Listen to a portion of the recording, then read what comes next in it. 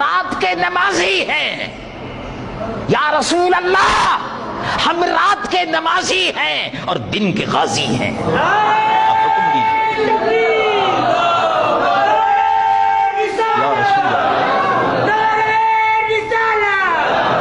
آپ حکم دیجئے، آپ حکم دیجئے. ہم آپ کے دائیں، آپ کے بائیں، آپ کے سامنے، آپ کے پیچھے اپنی جانوں کا نذرانہ پیش کرتے ہوئے چلے گئے.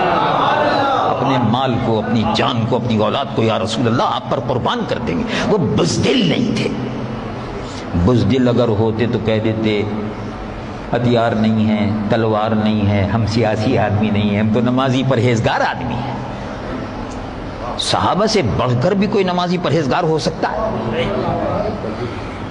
توبہ توبہ. اگر کوئی آدمی یہ سمجھتا ہے کہ میں صحابہ سے بڑھ کر پرہیزگار ہوں تو گمراہ ہے، بے دین ہے.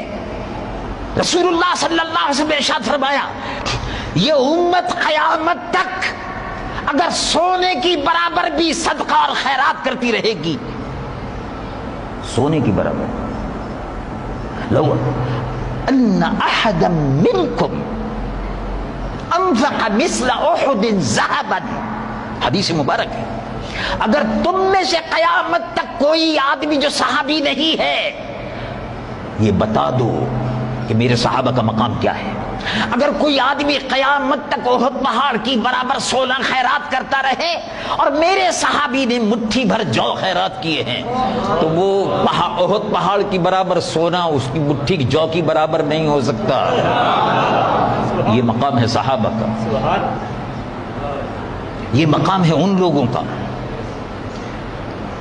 اعملوا ما شئتم یا اہل بدر اعملوا ما شئتم فقد غفر اللہ لکم، تم جو چاہو کرو اللہ نے تمہاری مغفرت فرما دی. رب العالمین جل جلالہ عما نوالہ ارشاد فرماتا ہے والسابقون الاولون من المہاجرین والانصار والذین اتبعوهم باحسان رضی اللہ عنہم ورضوا عنہ. مکے سے اپنے مال و دولت کو چھوڑ کر ایمان بچا کر، مال و دولت کو چھوڑ کر ایمان بچا کر ایمان کے لیے مدینہ شریف ہجرت کر کے آئے، اور مدینہ شریف میں رہنے والوں نے انصار ہونے کا، مددگار ہونے کا حق ادا کر دیا. اللہ تبارک و تعالی فرماتا ہے ہم نے ان کی مغفرت فرمائی. وہ اللہ سے راضی اور اللہ ان سے راضی ہوا. رسول اللہ صلی اللہ علیہ وسلم نے مدینہ منورہ میں رسول اللہ نے مسلمانوں کی حکومت قائم کر دی. 10 لاکھ مربع میں حضور کے زمانے میں یمن فتح ہوا، یمن قبضے میں آ گیا. حضور کے زمانے میں بحرین قبضے میں آ گیا. حضور کے زمانے میں عرب یمامہ قبضے میں آ گئی. یرموک و تبوک و خیبر قبضے میں آ گئے. حضور کے زمانے میں مکہ فتح ہو گیا. تو مکہ حضور نے فتح کیا تو سیاسی آدمی تھے،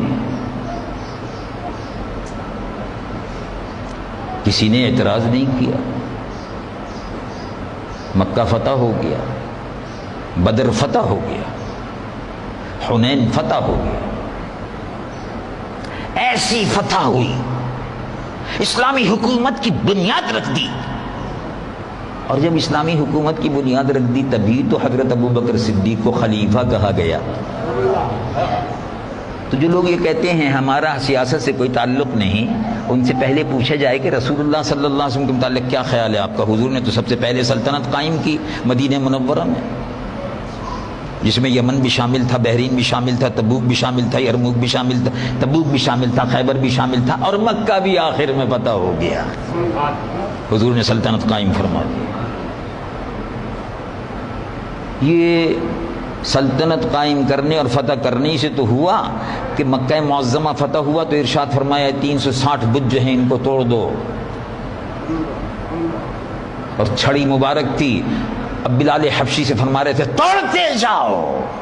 چھڑی مبارک سے فرماتے جاء الحق وزهق الباطل ان الباطل کان زہوقا، حق غالب آ کر رہا اور باطل ملیا میٹ ہو گیا۔ دیکھو 1450 سال پہلے رسول اللہ نے کعبۃ اللہ شریف کو فتح کیا تو بتوں کو توڑ دیا۔ رسول اللہ کے قدموں کی برکت، ہاتھ کی برکت، چھڑی کی برکت، اس تاریخ سے جو کفر ٹوٹا ہے، بت توڑے گئے ہیں تو 1450 سال سے کعبہ پاک ہو گیا، آج تک بت نہیں رکھے جا سکے۔ اگر حضور یہ فرما دیتے کہ میں تو بھائی نبی رحمت للعالمین ہوں، بس میں تو آپ کو نماز روزہ حج و زکات کرانے آیا ہوں اور اب باقی اللہ بہتر جانتا ہے، تو آپ سوچئے اگر حضور حکومت قائم نہ فرماتے، کافروں سے مقابلہ نہ کرتے تو کعبۃ اللہ بتوں سے پاک ہوتا؟ پھر ہمارا آپ کس طرح منہ کر کے نمازیں پڑھتے؟ ابو بکر صدیق پہلے خلیفہ ہوئے، عمر فاروق دوسرے خلیفہ ہوئے۔ یہ خلیفہ کاہے کے لیے ہوئے؟ مسلمانوں کی حکومت کے خلیفہ ہوئے۔ تو اگر حکومت کا کام سیاست ہے تو حضور نے کیا، ابو بکر نے کیا، عمر نے کیا، عثمان نے کیا، علی نے کیا اور عمر ابن عبدالعزیز نے کیا اور آخر میں امام حسین نے کیا۔ یہ تو تاریخ ہے۔ اب اس کو جو جھٹلاتا ہے وہ خود جھوٹا ہے، اس کو جو جھٹلاتا ہے وہ جاہل ہے، اسلام سے بے خبر ہے، تعلیمات اسلامی سے غافل ہے، اپنی آرام پسندی کے لیے وہ یزید کے مقابلے پر حسینی کردار نہیں ادا کر سکتا۔ کیوں؟ اس لیے کہ جیل جانا پڑتا ہے، جیل جانا پڑتا ہے اور جیل سے ڈر لگتا ہے، حلوہ چھٹ جاتا ہے، سخت روٹی ملتی ہے، ابلی ہوئی دال ملتی ہے،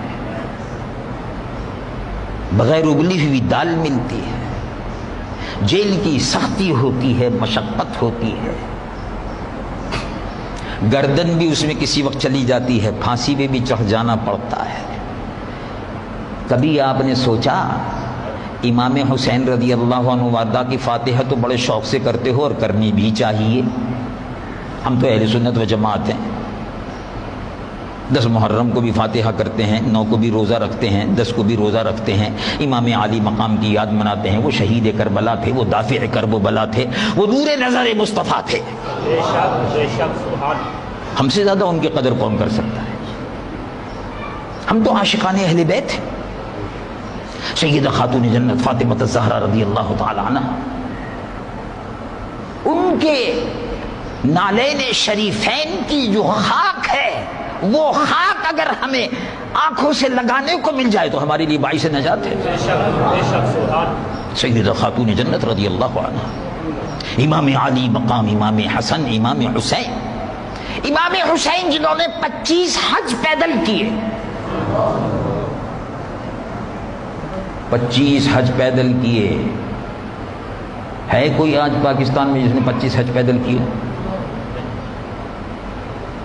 روزانہ 1000 نفل پڑھتے تھے، حافظ قرآن تھے۔ ان کو دیکھ کر صحابہ کہتے تھے رسول اللہ کا نقشہ نظر آتا ہے، ان کو دیکھ کر صحابہ بہت سے دیکھتے تھے، روتے تھے کہ رسول اللہ کا چہرہ نظر آتا ہے۔ اب دیکھو ایسی پاکیزہ شخصیت، ایسی